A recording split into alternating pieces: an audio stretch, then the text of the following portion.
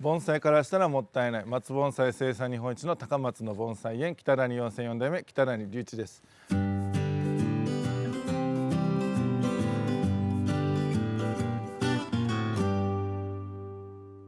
今回のテーマは用土の粒の大きさについてお話しさせていただきます。うちも松盆栽専門でやってますんで、今回の用土の粒の大きさも松盆栽の事柄、松盆栽に限ってのお話でいきます。黒松、赤松、錦松、五葉松あたり、もう心拍とか図書とか一位とかああいうのはちょっと置いといて、もう僕の経験の範囲内でしっかり蓄えられてる、松盆栽のお話ということでお聞きください。もう造形はもう全く多分違うと思うんで、似てるとこもあるかもしれない。大体もう松盆栽でいきます。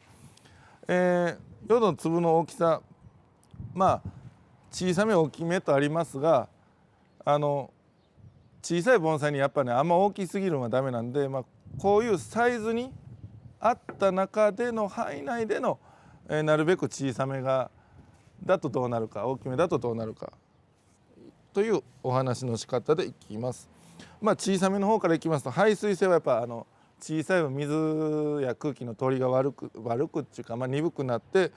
排水性は低いと。でそれによって水やりの頻度は少なくなります。で排水性がない分低くなる分根腐れの可能性は高くなります。ただこの水やりの頻度が少ないという、これプラスの効果のようなとこでもあるんですね。やっぱお忙しい方でも時間がないという方は、水やりの頻度が少ない方がいいという方はこっちをもういつも乾かして枯らしてしまうんやみたいな感じの人はこういうとこはプラスに働くと思います。あとサイズに対して多少大きめを選んだ場合、排水性は高くなります。その代わり、排水性が高く水がさっさとねなくなるってことなんで、乾きやすくなる分水やりの頻度は多くなります。ただ水を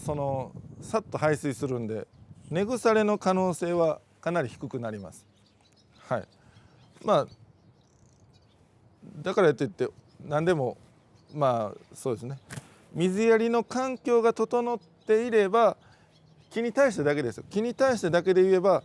この比較的大きめの方が木にはいいんじゃないかなと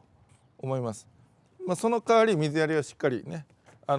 頻度を増やさないと、多くしないと枯れる確率は高くなるんで、どっちもねいいとこ悪いとこはあるんはあります。ただ木に対してはこっち、忙しい方、人間の事情ですね。でも水やりがなかなかできん方は小さめを選ぶのもありかなと。でその小さめ大きめにも限界はありますね。でちょっとこれをこう置いといて、でこういう小さいもう片手で持てるようなに対しての大きめっていう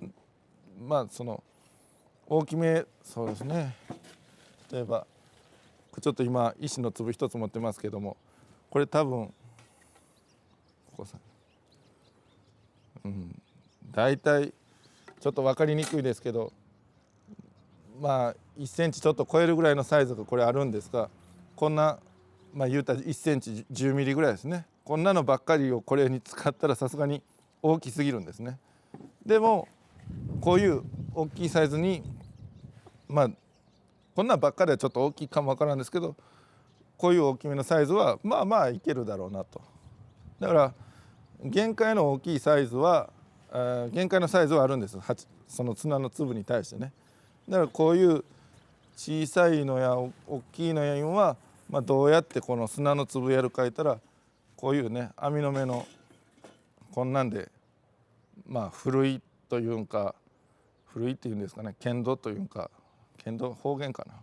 な。これがだいたい網が5ミリぐらい、こっちが網が3ミリぐらいと。5ミリの網やから言って5ミリの石の粒ばっかできるとは限らないとは思います。5ミリ以下がやっとここ通れるんで、多分こっちでやったらこの子らぐらい、この網だったらもうこの子よりもっと小さいぐらいの砂の粒になるかなと。で例えばこうやってね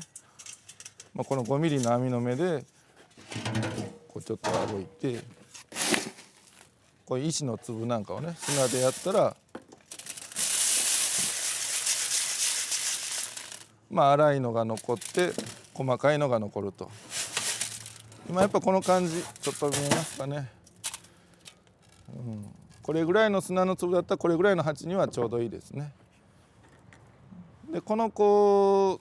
でもちょっと大きそうだけど水やりのちゃんと環境があればこれぐらいちょうど良さそうかなという。ほんでこれ網に残った子なんかは、この子らにちょうどいいか、まだちょっと小さいかもしれない。こういうのもこういうのが主体でちょいちょい大きいのが混じるぐらいの方が、水やりの環境が整ってたら排水が良くて、黄色くなりにくかったりとかね、根腐れになりにくかったりっていう。でもさらにねこれとこれ組み合わせたりしてねしたらちょっと戻してみます。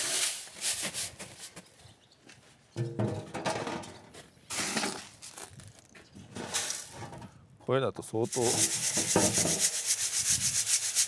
こういうの盆栽やられてたら1個ぐらいあってもええかもわからないですね。もうちょっとしか取れないですけど、もうねかなり砂の粒は細かいです。何ミリぐらいだろうこれで。パッと見て2ミリ弱ぐらいのばっかりですねやっぱね。こういうのはこういう小さいの植えやすそうなんですけど、ちょっとなんか目詰まり起こしそうかなと。やっぱりちょっと粗めっぽい方が僕の好みで言うと好きかなと。うちはねもう水やりの環境からだからもうそれはもう盆栽園なんで当然揃ってるんで、そういう人間からするとやっぱこういう細かいのを使うよりかは大きめのを使いたいなという感じになります。ただ水やりの頻度がなかなかしっかり取れない方はこういう細かいのを使うのもありかなと。でもこんだけ小さいとやっぱそうですね、これよりもっと小さいもうほんま豆盆栽とかね言われるあたりがいいかなと思います。それこそこういう今僕はこのいろんなサイズの入った山砂というか川砂というか石の粒なんですけど、こんなん香川県だから取れるようなとこもあるんですけど、こういういろんなサイズがあるからこんなん使ってねやってますけども、この一般で売られてるこういうちょっと古くてくすんでます商品盆栽用とかいう砂だったらこんな感じでね、さっきの小さい網で下ろしたのと似てるかちょっと大きいぐらい測ってみると2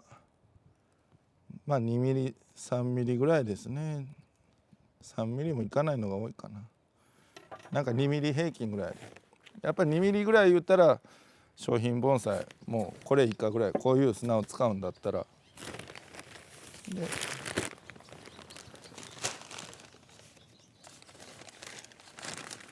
いしょ、赤玉のね、